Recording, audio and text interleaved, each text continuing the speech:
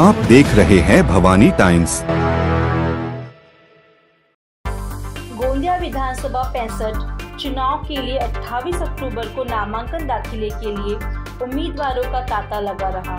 इस श्रृंखला में महाराष्ट्र नवनिर्माण सेना से सुरेश रमन चौधरी, AIMIM से फिरोज खान और गुड्डू हुसैनी, आजाद क्रांति सेना के नागेश्वर दुबे निर्दलीय व काली पीली टैक्सी यूनियन के अध्यक्ष गोविंद तिड़के ने बतौर निर्दलीय प्रत्याशी अपना नामांकन दाखिल किया।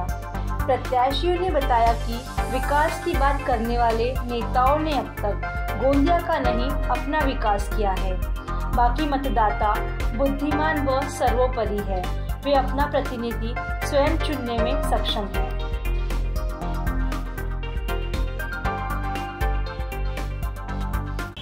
नमस्कार, भवानी टाइम्स में आपका स्वागत है।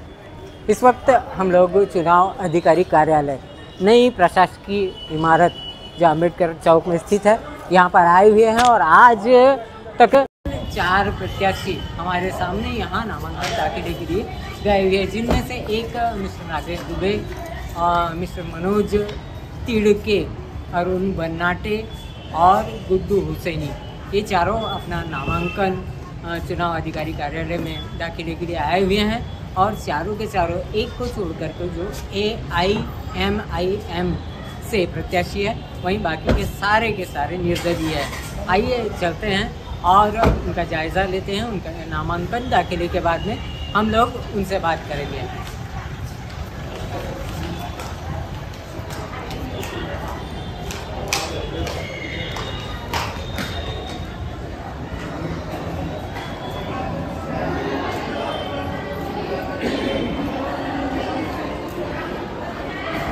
ठीक है।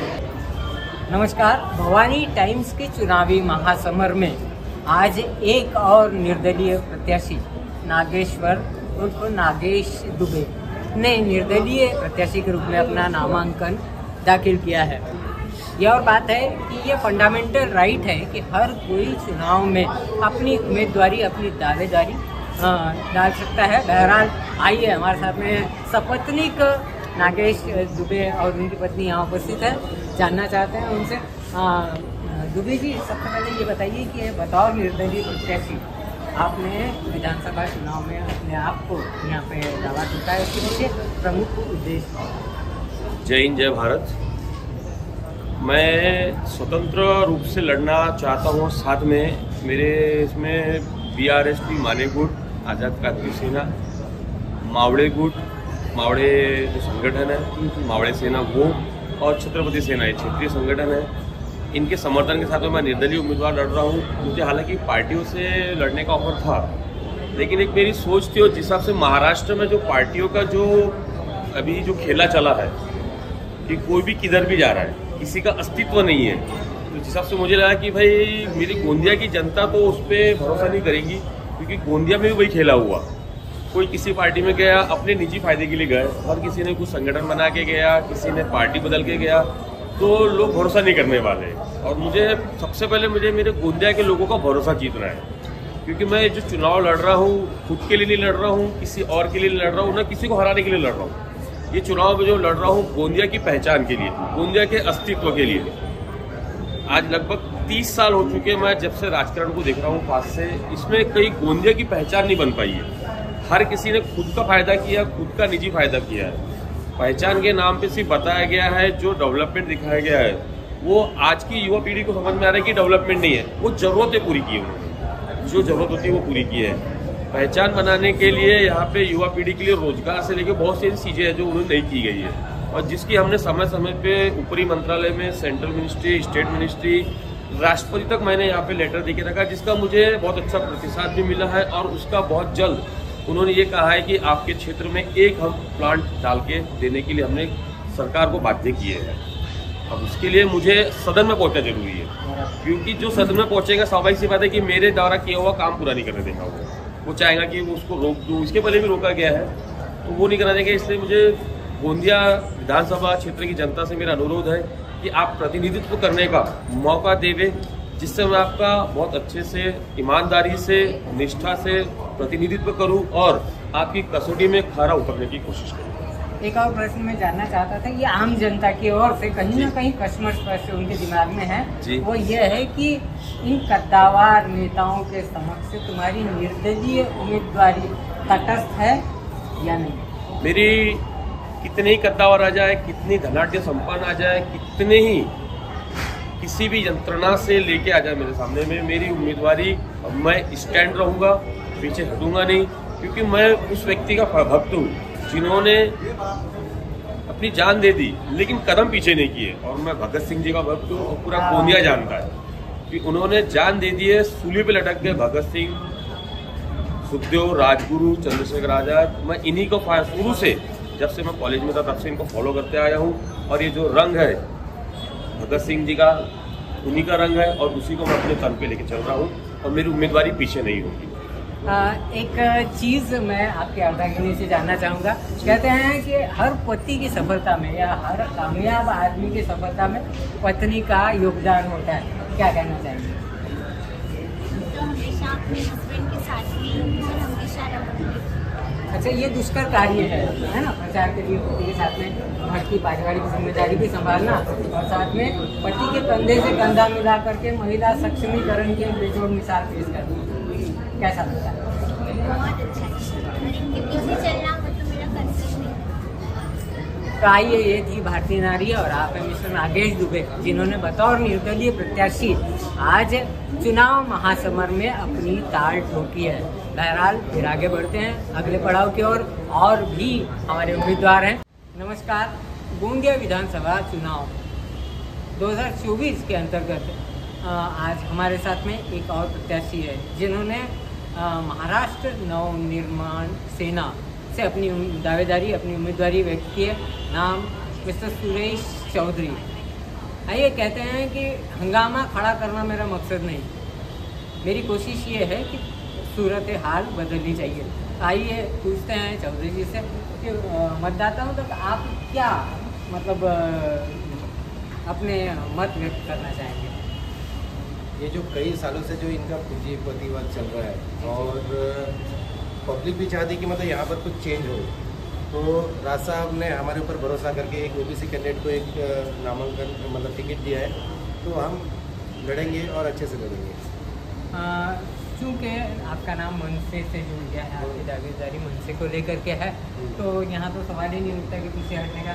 बावजूद इसके जो विधानसभा अपना क्षेत्र है काफ़ी बड़ा है, तो आप समय रहते वहाँ तक पहुँच पाएंगे?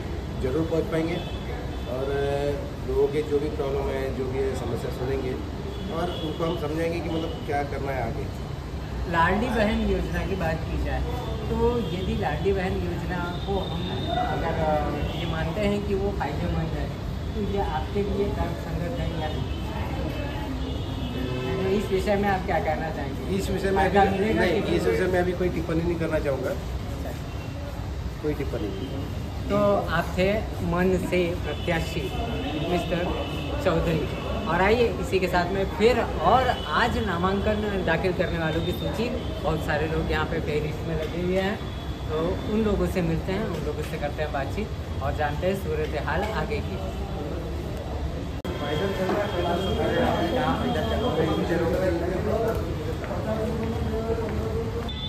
नमस्कार। नामांकन दाखिले को लेकर के विविध पार्टियां, जो छोटी पार्टियां हैं, वही निर्दलीय उम्मीदवार भी अपनी अपनी उम्मीदवारी को लेकर के यहाँ नामांकन दाखिल करने के लिए आ रहे हैं। चुनाव अधिकारी कार्यालय में वो अपने नामांकन दाखिले को लेकर के यहाँ पर नवीन प्रशासकीय इमारत आम्बेडकर चौक में उपस्थित हो रहे हैं और अपना नामांकन दाखिल कर रहे हैं। ये अधिकार क्षेत्र के दायरे के अंतर्गत आता है। या हर शख्स जो उचित है, जो जायज़ है, वो अपना नामांकन दाखिल कर सकता है। बहरहाल आइए चलते हैं चुनाव अधिकारी कार्यालय की ओर रुख करते हैं और देखते हैं वहाँ किन किन लोगों ने अपने नामांकन दाखिल किए। आइए।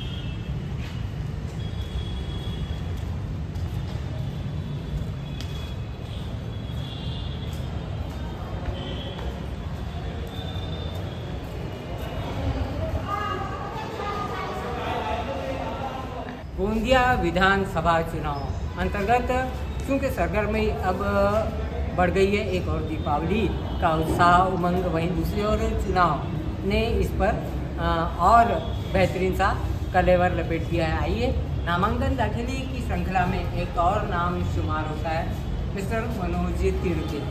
आज वो हमारे साथ में हैं और अभी जस्ट चुनाव अधिकारी कार्यालय से बाहर नामांकन दाखिले के बाद में हमसे रूबरू हो रहे हैं। आइए जानते हैं तिड़के जी से। तिड़के जी, चूँकि आप टैक्सी यूनियन के अध्यक्ष हैं, तो क्या सोच कर किन उद्देश्यों को लेकर के आपने अपना नामांकन दाखिल किया है?